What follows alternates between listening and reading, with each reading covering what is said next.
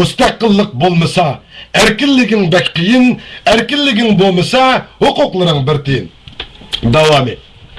Mening bundaq deganligim hergizmi biz Sharqiy Turkistonliklarga kishilik huquq da'vosi ziyonliq deganim emas.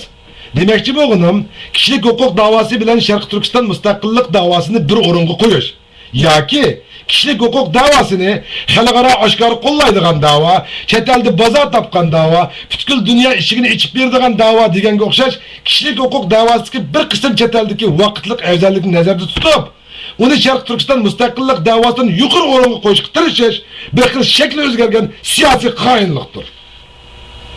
Yana o'xshash vaqtda chet elda elib berilayotgan kishilik huquq da'vosini Sharq Turkiston mustaqillik da'vosidan tamoman ayirib qarab, bu xil da'vo bilan shug'ullanayotgan tashkilot va shaxslarni Sharq Turkiston mustaqillik harakatining dushmani deb qarash o'xshash Sharq Turkiston mustaqillik harakatiga ziyonlidir.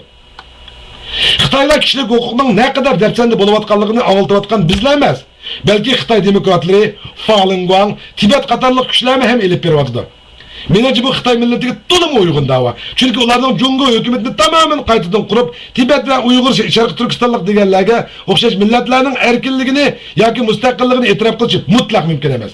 Ular faqat o'z hokimiyatini o'zgartirib qurib asli kifoya. Xuddi biz Abay so'zlab o'tgan Amerika va Yevropadagi kishilik huquq tashkilotlariga o'xshash.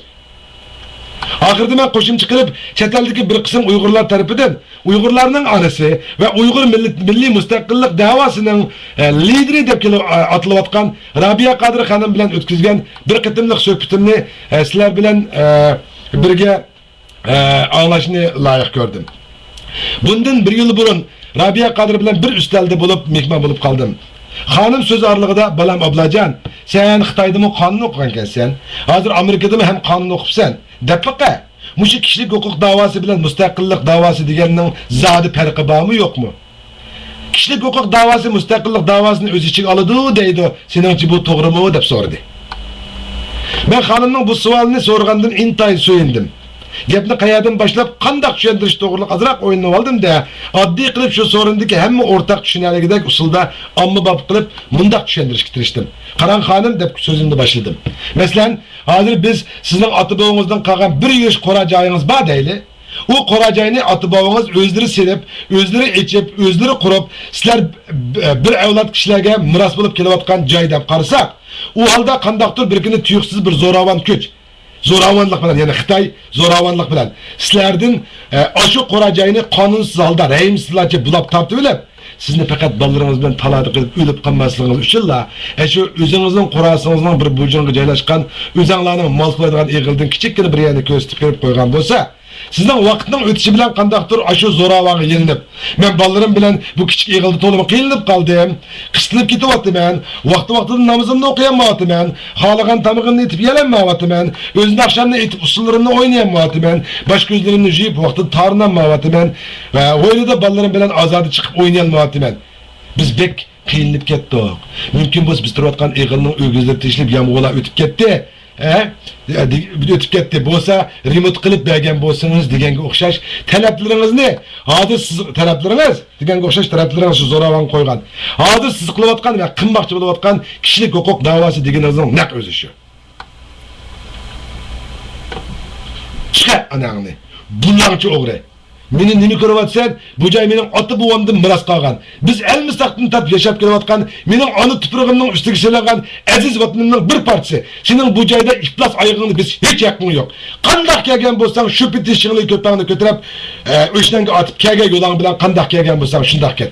Sening bu quraq silib olgan hashamatlik binolaringning menga hech lozimi yo'q. Xohlasak buni ham o'shnanga otib ol.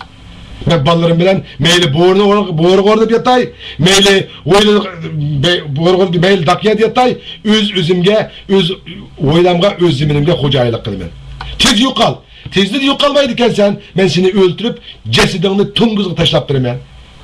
Deb shu zo'ravon kuchni, ya'ni shu Xitoyni o'z o'ylingizdan tamoman qo'g'lab chiqarish, men sizga to'limichiq so'zlab anglatmayotgan va siz anglashni xohlamayotgan mustaqillik da'vosi deganning o'zi shu deb tushuntirganim elimi hozirgidek esimda.